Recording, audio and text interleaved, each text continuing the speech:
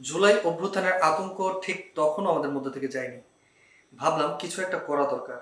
Senior junior, সাবেক শিক্ষার্থী, শিক্ষক, কর্মচারী সবাইকে নিয়ে একটা পুনর্মিলনী হোক।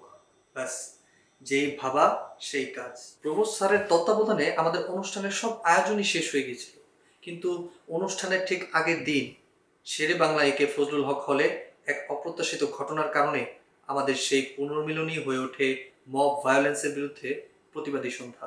2024 সালের 20 সেপ্টেম্বর শহীদ সার্জেন্ট জহুরুল হক হলে আয়োজিত হলো পুনর্মিলনী।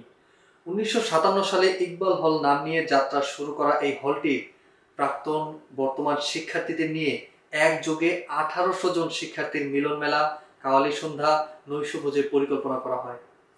এরপর জহু হল মাঠে আমরা সকলে পুনর্মিলনী জার্সি পরে একসাথে ফটো সেশন করি। নবীন প্রবীণ সবাইকে একসাথে পেয়ে আনন্দে মেতে ওঠে জহু হলবাসী। সবার পদচারণায় মুখরিত হয় আমাদের হল প্রাঙ্গণ। অবশেষে বহুল কাঙ্ক্ষিত সেই দিন, ক্রিকেট খেলার ফাইনাল মুখোমুখি 2021-22 এবং 17-18 সেশন। খেলা গড়ায় একদম শেষ বল পর্যন্ত, কেউ কাউকে ছেড়ে কথা বলেনি এবং শেষ পর্যন্ত 17-18 সেশন ফাইনালে নিজেদের শিরোপা জিতে নেয়।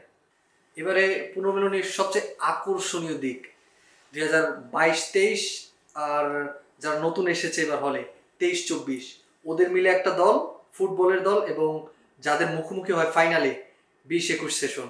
সে কি দুর্ধর্ষ ম্যাচ! এই ম্যাচে একটাও গোল হয়নি এবং শেষ পর্যন্ত ম্যাচ গড়ায় ট্রাইবেকারে। খেলার উত্তেজনা পারদের তুঙ্গে ছিল। শেষ পর্যন্ত যারা নতুন এসেছে হলে তারা চ্যাম্পিয়ন হয়।